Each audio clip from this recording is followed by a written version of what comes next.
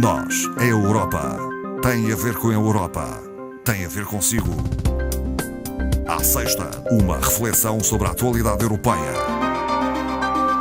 Conversamos esta tarde com Marco Teles, do CIE de Madeira. Muito boa tarde, Marco Teles. Boa tarde, Marta. Vamos começar por uma referência justa ao facto de a eurodeputada Cláudia Monteiro de Aguiar ter sido uma das premiadas pelos MAP Awards, distinguida na categoria de turismo. Exatamente, fomos esta semana surpreendidos com a atribuição deste prémio, o que acho que nos deixa todos bastante orgulhosos, não é?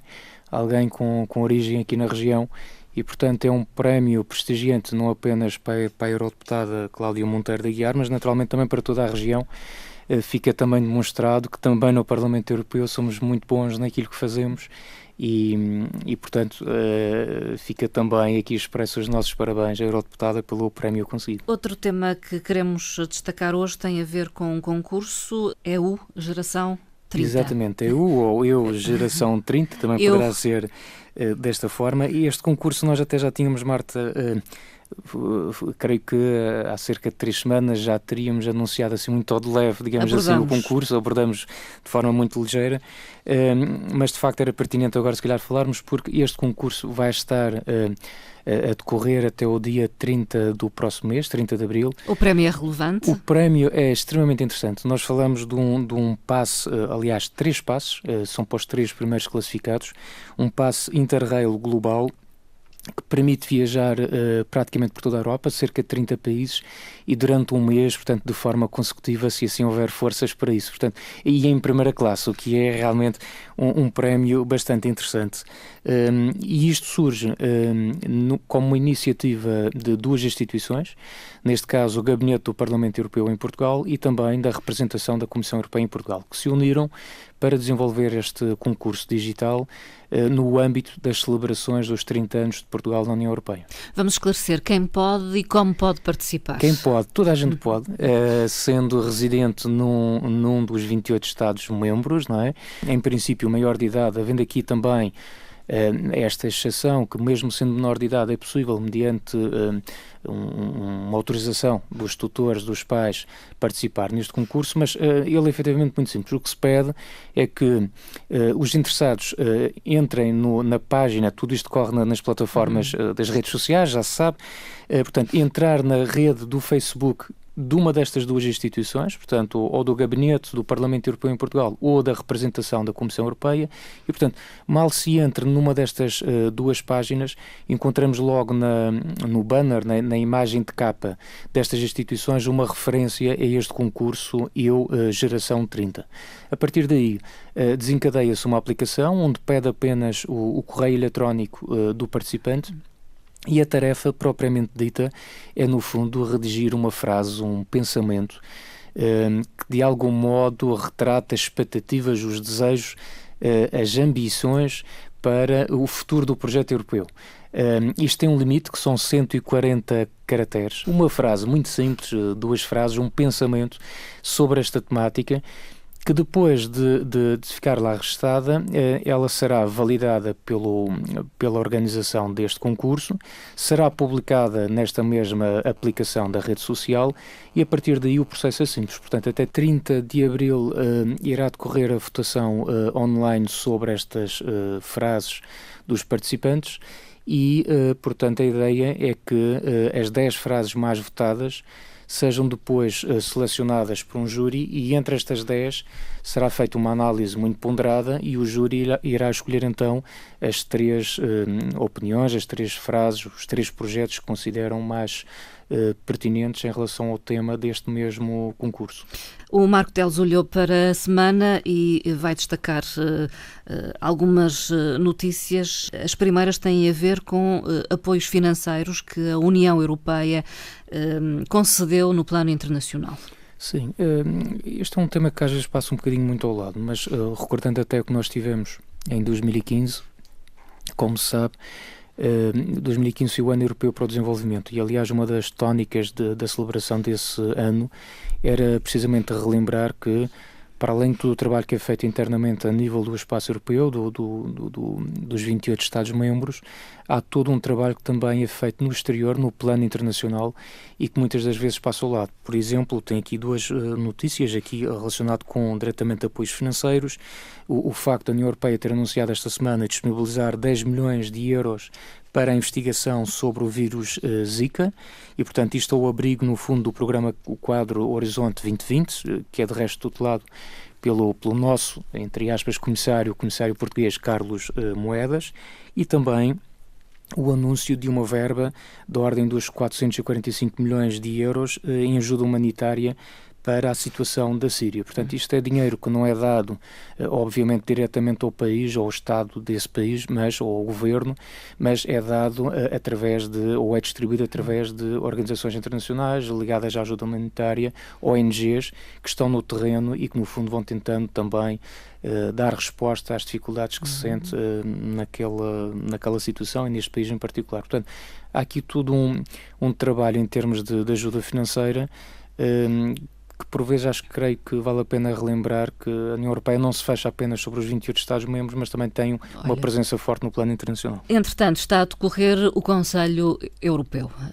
É verdade, mais um Conselho Europeu, iniciado, portanto, na quinta-feira, 2 dias de conversações difíceis. Ao mais alto nível, não é? Ao mais alto nível, portanto, conversações que se pretende portanto, serem feitas com os chefes de governo e de Estado da União Europeia, com o primeiro-ministro turco, e a ideia basicamente deste Conselho Europeu é apresentar aqui uma proposta que seja aceitável por parte da Turquia para dar resposta, ou digamos assim, pelo menos minimizar este problema dos refugiados que nós temos quase de forma sistemática vindo a falar nos nossos programas, e que efetivamente já tive a oportunidade de o referir.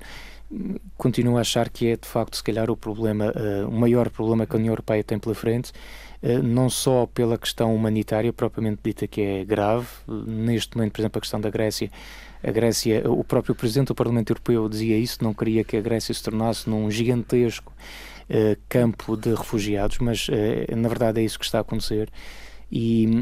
Mas também, paralelamente a esta situação humanitária que é grave, há toda a questão política em torno desta situação, e o que se tem verificado é que acaba por haver aqui algum agravamento das relações normais, as relações políticas entre os próprios Estados-membros. Nós não chegamos claramente a um consenso em relação a isso. A própria Comissão continua a pedir um outro tipo de comportamento aos Estados-membros no sentido de ajudar à recolocação dos refugiados.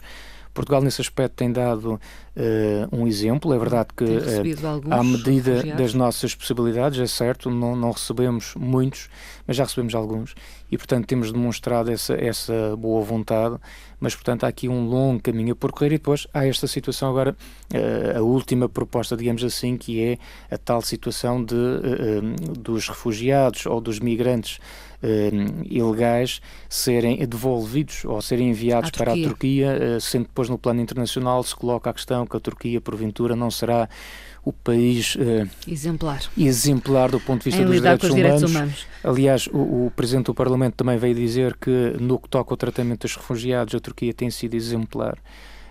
Porventura poderá não se dizer o mesmo no que toca à própria população e aos problemas internos que eles têm, mas de facto tudo isto é uma situação bastante difícil de gerir e enfim, que vamos acompanhando a ver o que é que resulta de toda esta situação. Sendo certo também, claramente uma das grandes razões pelas quais fez esta proposta é uma forma, no fundo, que aí acredito que possa ter algum sucesso de diminuir drasticamente ou deixar de alimentar este tráfego por parte das redes que vem nesta questão dos refugiados, uma forma de enriquecer e de explorar a miséria humana, e portanto, aí desse ponto de vista eles podem ser bem-sucedidos. E há também uma questão aqui que o Presidente do Parlamento também falava e parece muito interessante, é que eles não são propriamente migrantes ilegais. O que ele dizia é que devíamos substituir, se calhar, a expressão ilegal para ser um migrante ou um refugiado irregular, quanto muito, porque quem foge do seu país, quem foge da guerra, da desgraça e da miséria, que procura refúgio num outro país, no fundo até se calhar ele está a fazer essa fuga de forma legal, não é? É a situação irregular que depois tem que ser tratada, não é?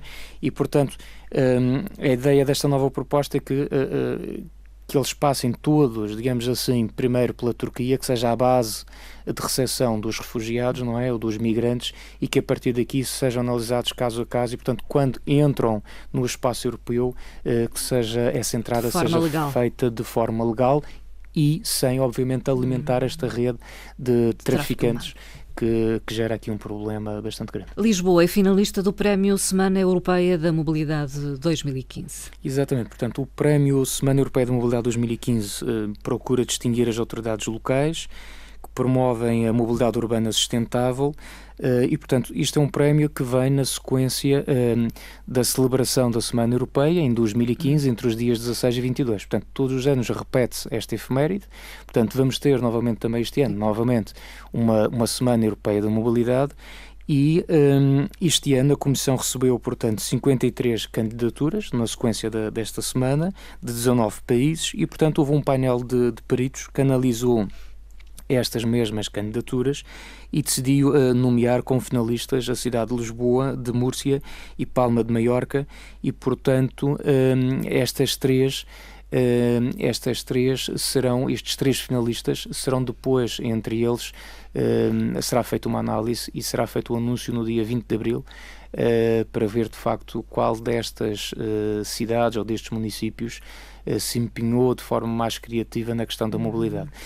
E é curioso, permite-me, Marta, só, uma das coisas que eles de facto chamam a atenção é que não se trata apenas de celebrar uma efeméride pontual naquela semana, mas se calhar o mais importante é projetar as medidas de longo prazo. Que acho que porventura se calhar são essas pequenas, não são assim tão pequenas, são importantes, são essas questões que falham na celebração das semanas da mobilidade, isto é uma coisa, são situações pontuais de sensibilização, de exposição, de sessões informativas que são feitas com caráter pontual ao longo dessa semana ou apenas num dia específico, como a celebração do Dia Europeu Sem Carros. Mas, de facto, o que importa depois nisto tudo é criar aqui as tais chamadas medidas de longo prazo que tenham efeitos no tempo. Ou criar uma ciclovia não é algo que se faz apenas para celebrar num dia, é algo que fica e que depois tem efeitos práticos. Sim. O apostar numa rede de transportes públicos, de melhorar uma rede de transportes públicos, por exemplo, é algo que também perdura no tempo. Portanto, é no fundo este tipo de medida que também se procura cada vez mais que tenham efeitos práticos no futuro.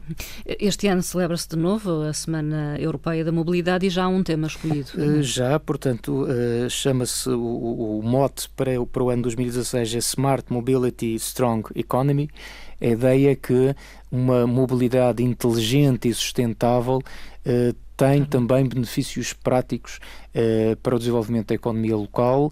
E tendo efeitos práticos no desenvolvimento da economia significa geração de emprego e, como sabe, o emprego continua a ser a bandeira, a primeira preocupação ao nível da Comissão Europeia, da atual Comissão. E, portanto, eu creio que efetivamente há vários estudos nesse sentido que mostram, por exemplo, artérias onde a circulação de automóveis seja mais reduzida, onde se promova o percurso pedonal e também das bicicletas, não é? Até em termos depois de vendas, de comércio local, há efeitos benéficos nestas situações. Portanto, há vários estudos já feitos, há imensos exemplos, um pouco por toda a Europa, de boas políticas, de boas práticas em termos de sustentabilidade urbana, em termos de transporte, e eu creio que nisto, com certeza que ainda há muitas coisas para inventar, mas eu diria que o essencial já está até, há aí muitos bons exemplos que podem ser seguidos, basta que se calhar se perca algum tempo e ver o que é que se faz um pouco aí pela nossa Europa. Uma sugestão, até porque vem aí alguns dias de pausa para muitos, as férias da Páscoa, e em Câmara de Lobos, onde está a sede do CIE de Madeira, há uma exposição que merece ser visitada. Exatamente. Eu devo de admitir que ainda não tive a oportunidade de fazer a visita a esta exposição, chamada Os 40 anos da Autonomia. É uma exposição itinerante promovida pela Assembleia Legislativa Regional, composta por 20 painéis e um conjunto de fotografias que retrata a atividade da Assembleia Legislativa desde 1976 até ao presente, portanto, 40 anos de autonomia, dos quais 30 com a nossa integração, ou integrados, se quisermos, no espaço europeu. Portanto, é uma exposição num espaço bastante interessante, que é o Museu da Imprensa da Madeira, que toda a gente certamente conhece em Câmara de Lobos, e, portanto, poderá ser uma alternativa para estes dias de descanso.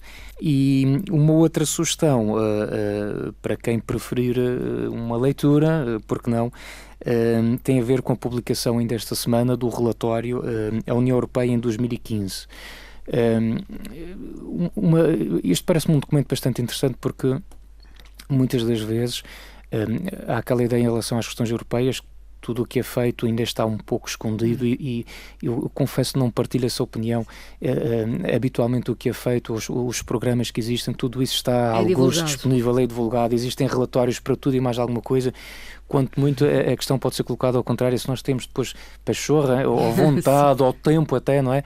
De acompanhar todo este material quase que diariamente vai sendo produzido. Portanto, isto é um documento que não é inédito, é feito anualmente e que no fundo tenta sintetizar tudo aquilo que é produzido ao nível da União Europeia, em particular neste caso pela Comissão e neste caso concreto em 2015. Fica só a informação, o relatório está em português, poderá ser consultado, está disponível para download na página do Europa Direct Madeira, portanto podem ir lá fazer a consulta ou descarregar este documento, tendo duas hipóteses: o relatório na sua versão resumo, que são apenas 20 páginas, portanto muito fácil de abordar, não é? Ou então o relatório completo, são quase 100 páginas, um pouco mais detalhado, mas que também posso já aqui adiantar, é um relatório que circula muito à volta daquilo que são as 10 prioridades definidas pela atual Comissão Europeia, ou como é habitualmente conhecida, as 10 prioridades Juncker. Marco Teles, muito obrigado. Obrigado eu, agradeço, até uma próxima. Até à próxima oportunidade.